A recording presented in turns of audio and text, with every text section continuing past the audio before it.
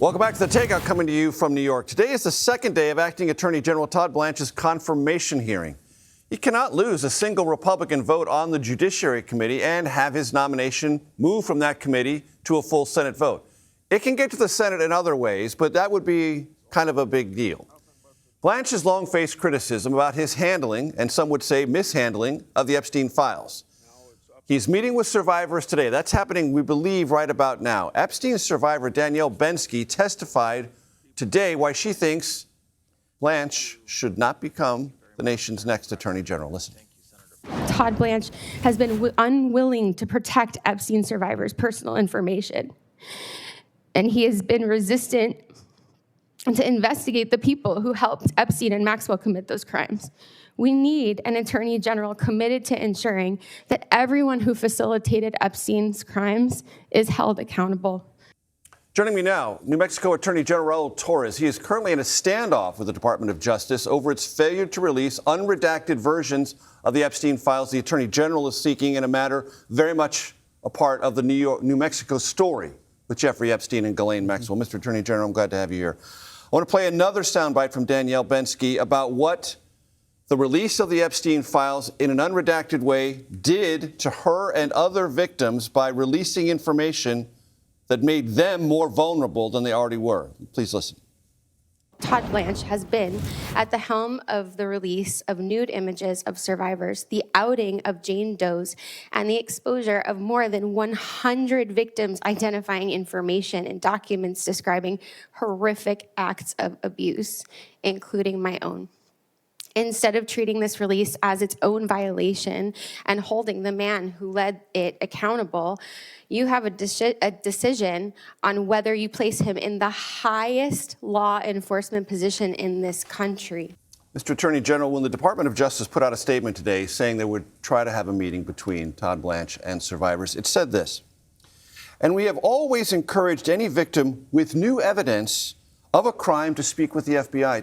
Mr. Attorney General, I'm not an expert, but that seems to put the burden on survivors and victims, not on the investigatory apparatus of the federal government. Yeah, that's right. And I think it's unfortunately part of a pattern where there really has not been enough respect and consideration for the dignity of victims.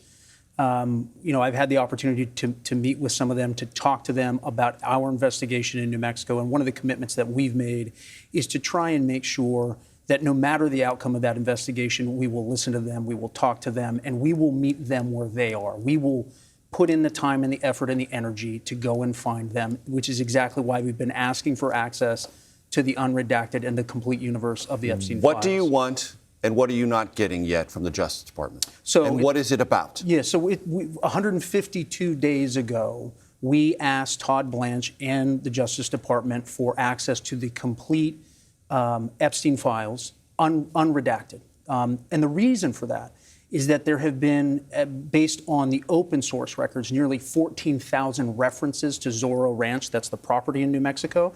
And yet throughout the files that we can see through that are publicly available, a lot of those documents are redacted. So names of individuals. Blacked out. That's right. Either blacked out in whole or in part.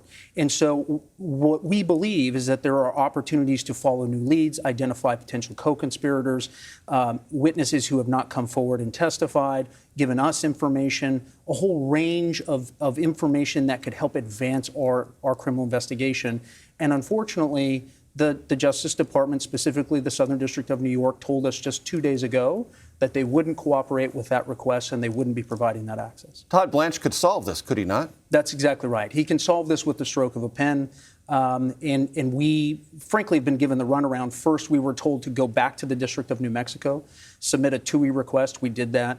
What they returned to us were 31 pages of publicly available information, news clippings. Non-responsive. Non-responsive, things that don't help us move this investigation down the road.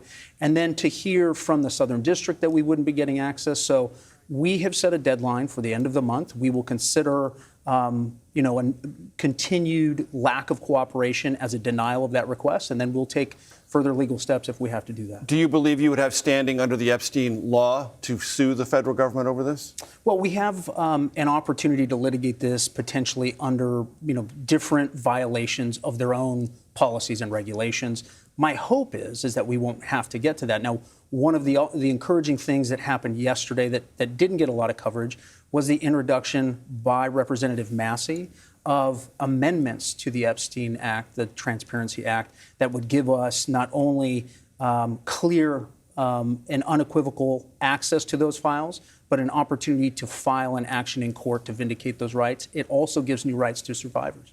Before I let you go, Mr. Attorney General, because I think this is really important, what can you say about what you're hoping to get to? Because it's been a long time. Yeah. Zorro Ranch is in another person's possession now. Yeah. Evidence could have gone away. Are you trying to get to truth, or are you trying to find something that, with that truth, can lead to a prosecution? We're trying to get to both. We're trying to get to truth, and we are trying to give a full accounting of what happened in New Mexico, but we have not ruled out the possibility of prosecutions. We have not ruled out the possibility of still being able to identify individuals who have not yet been held to account for their activity in the state of New Mexico. That's why we need access to these files. New Mexico Attorney General Raúl Torrez, I appreciate your time, sir. Thank you so much for coming in.